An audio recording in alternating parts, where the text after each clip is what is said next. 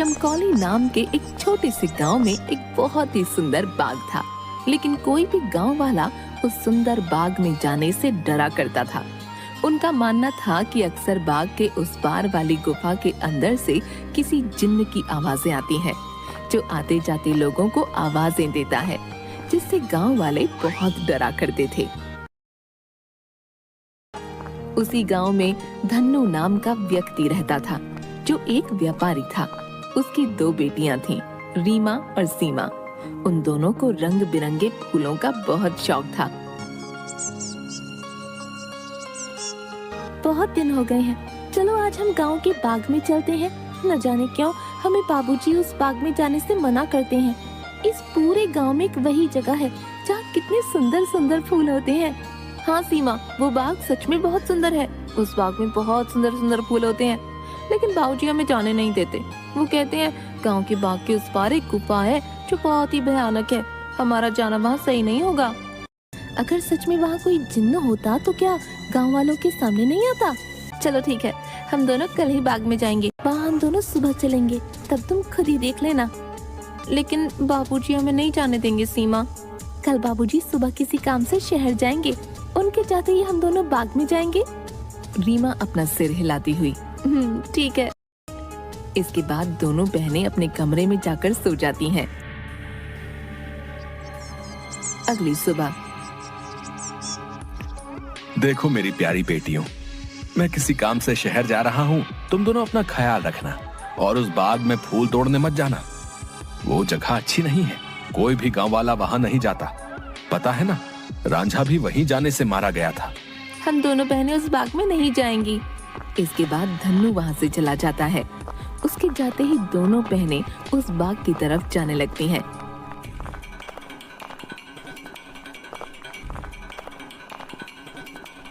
मुझे बहुत डर लग रहा है, अब मैं इसके आगे नहीं जाऊंगी। ठीक है। इसके बाद रीमा अकेले ही आगे चलती है।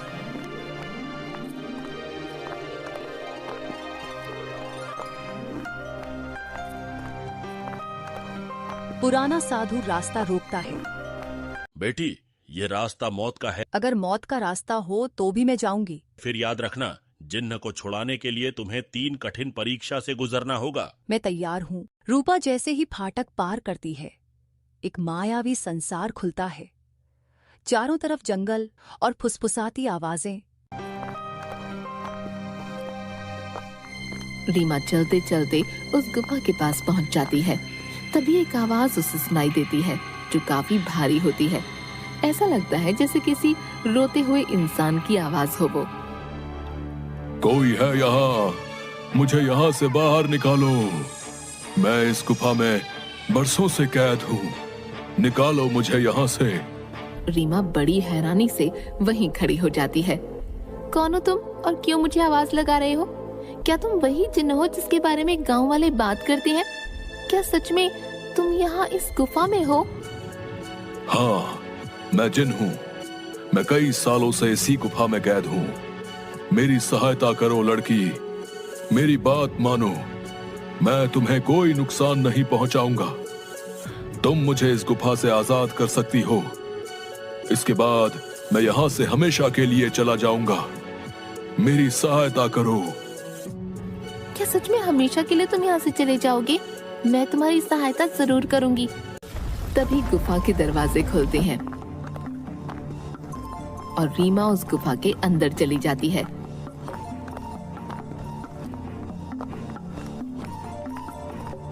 जैसे ही वो अंदर जाती है, एक बहुत बड़ी अजीब से जानवर की परछाई उसे नजर आती है, जो देखने में बहुत ही डरावनी होती है। आओ लड़की, तुम्हारा जिन की इस गुफा में स्वागत है। मैं कई सालों से गुफा के बाहर आते जाते लोगों को आवाजें लगाता हूँ। सब गांव वाले डर कर भाग जाते हैं। कोई भी गांव वाला इस गुफा में आने की हिम्मत नहीं कर पाता। लेकिन तुम बहुत ही बहादुर लड़की हो, जो इस गुफा में अकेली चली आई हो। क्या तुम जिन्न हो? लेकिन तुम मुझे दिखाई क्यों नहीं दे रहे हो? क्या तुम किसी को दिखाई नहीं दे सकते हो? नहीं, मैं जिन नहीं हूँ लड़की। मैं उस जिन की परछाई हूँ। वो जिन तो इस गुफा के कैद खाने में बरसों से कैद है। वो बाहर नहीं आ सकता है। मैं उसकी परछाई हूँ। परछाई, तुम मुझे ये बताओ कि वो जिन इस गुफा में कैद क्यों है? क्या जिन्न के इस गुफा में रिहा होने का कोई मार्ग नहीं है? मार्ग है लड़की, और तुम उस मार्ग तक पहुंच सकती हो, लेकिन इसके लिए तुम्हें इस गुफा के तहखाने में जिन के पास जाना होगा। वही जिन तुम्हें उसकी मुक्ति का राज बताएगा। जिसके बाद रीमा हाथ में जलती हुई एक आग की मशाल लेकर उस गुफा की ओर जाती है।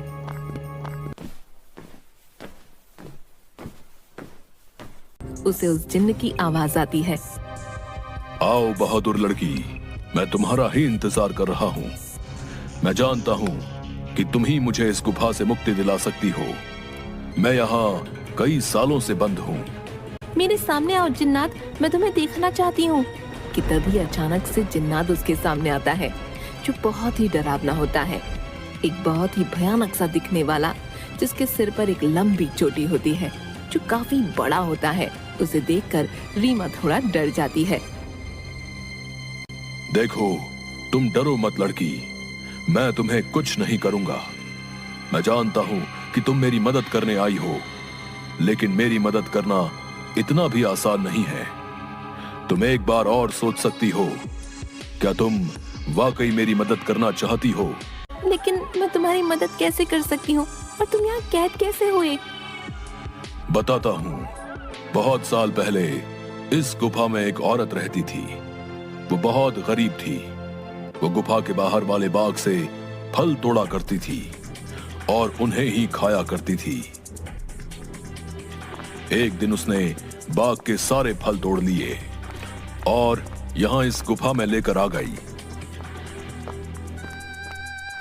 उन्हीं फलों के बीच एक रहस्यमयी फल भी था, जो बहुत ही चमकदार था और जिस पर मेरी नजर थी।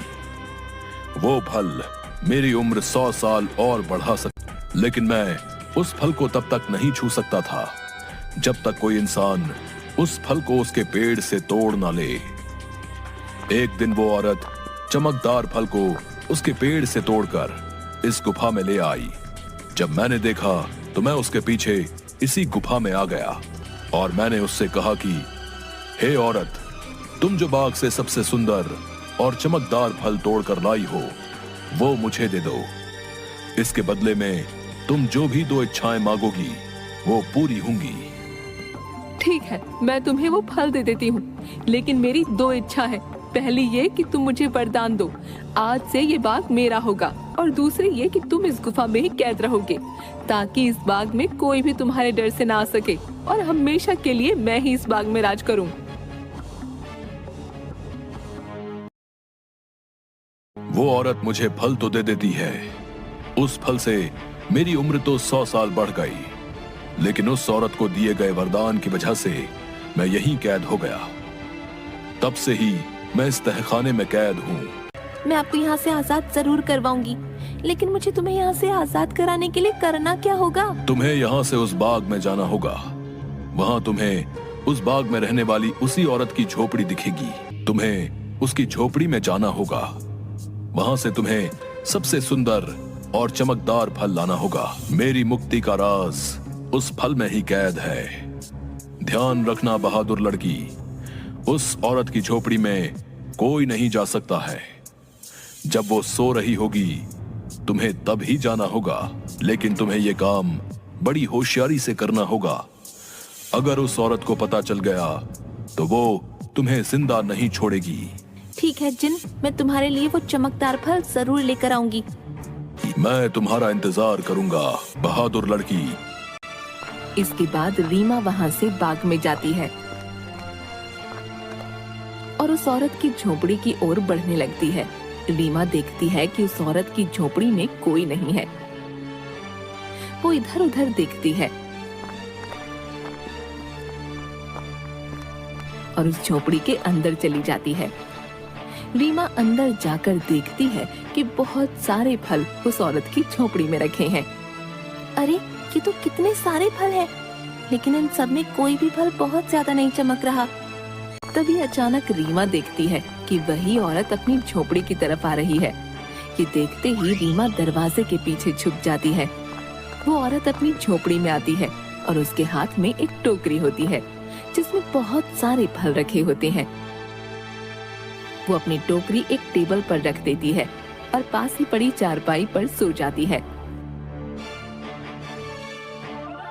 ये देख थोड़ी देर बाद रीमा बाहर आती है और उन फलों की टोकरी में से सबसे चमकता फल देखती है। लगता है यही वो चमकदार फल है जिसके बारे में वो जिन बात कर रहा था। रुको लड़की, तुम मेरा ये जादुई फल लेकर कहाँ जा रही हो?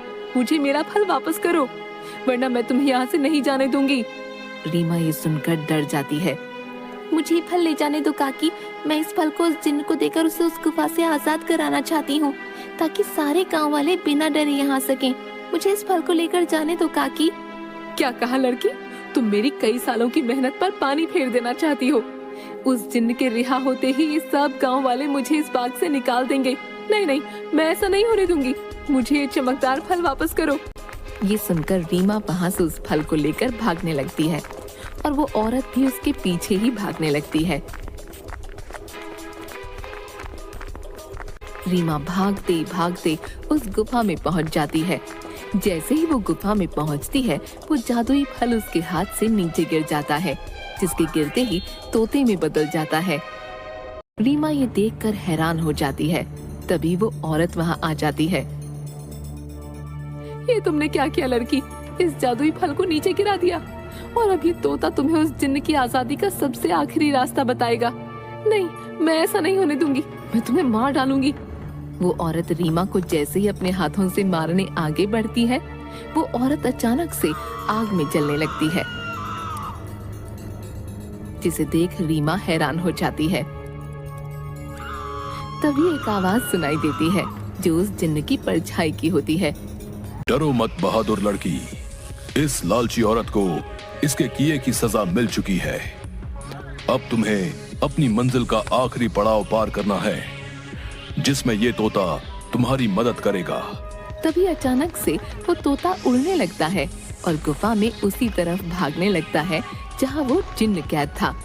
रीमा भी उसके पीछे पीछे चलने लगती है। वो तोता एक छोटी सी खिड़की के पास जा बैठता है जो काफी चमक रही थी। तभी तोते की आवाज आती है। सुनो बहादुर लड़की, तुम्हें इस चमकदार खिड़की को खोलना होगा, जिसकी चाबी तुम्हें ढूंढनी होगी। मैं तुम्हें 2 रास्ते बताऊंगा, जिस पर चल के तुम्हें इस खिड़की को खोलने वाली चाबी मिलेगी। लेकिन 2 रास्तों में से तुम्हें कोई एक रास्ता चुनना होगा। पहला रास्ता एक गुलाब के फूल की तरफ जाता है जो बाग की तरफ है। दूसरा रास्ता एक अंधेरे की तरफ है जो इसी गुफा में उस तहखाने की तरफ जाता है जहां वो जिन कैद है। जाओ और अपना रास्ता चुन लो। रीमा काफी देर सोचने के बाद, मैं गुफा वाला रास्ता ही चुनूंगी जो अंधेरे की तरफ जाता हो। जिसके बाद रीमा गुफा की ओर चलने लगती है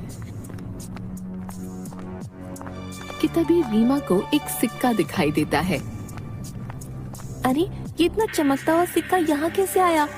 और ये सिक्का इतना चमक क्यों रहा है? रीमा जैसे ही वो सिक्का हाथ में उठाती है, पूरी गुफा में रोशनी हो जाती है। अरे, ये तो पूरी गुफा में रोशनी हो गई। तभी वो सिक्का अचानक उड़ने लगा। अरे, ये सिक्का उड़ क्यों रहा है? रीमा उस सिक्के के पीछे पीछे चलने लगती है। थोड़ी दूर चलने पर रीमा देखती है कि 4 चाबियां अलग अलग रंग की थीं, जो हवा में उड़ रही थीं। अरे, ये तो वही चाबियां हैं जिसके बारे में वो तोता बता रहा था। लेकिन अब इनमें से सही चाबी कौन सी होगी, ये कैसे पता चले? तभी रीमा को एक आवाज आई जो उस जिन्न की परछाई की थी। बहादुर लड़की, तुम्हें इनमें से एक चाबी उठानी है। याद रखना, तुम्हें एक सही चाबी उठानी है। लेकिन याद रहे, तुम्हें बड़ी होशियारी से ही एक चाबी उठानी होगी। अगर तुमने गलती से गलत चाबी चुन ली तो ये चारों चाबियां गायब हो जाएंगी और तुम कभी भी जिनको आजाद नहीं कर पाओगी। ये सुन रीमा हैरान हो जाती है। क्या? हे भगवान, ये किस दुविधा में डाल दिया है। अब मैं कैसे इन चारों चाबियों में से सही चाबी चुनूं?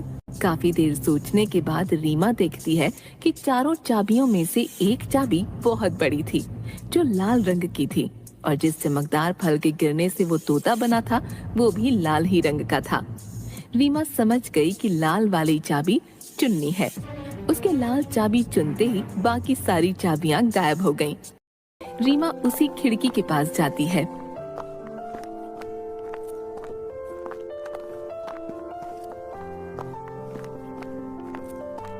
और देखती है कि अभी भी वो तोता उस खिड़की के पास ही बैठा था। ये देखो, मैं इस खिड़की की चाबी ले आई हूँ। तुम वाकई बहुत बहादुर हो लड़की। अब तुम इस चाबी से इस खिड़की को खोल दो।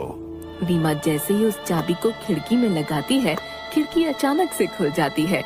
रीमा देखती है उस खिड़की के बाहर बहुत रोशनी थी, जिसकी चारों तरफ बहुत सारे चमकदार फल चमक रहे थे और बहुत सारी तितलियां उनके पास मंडरा रही थीं।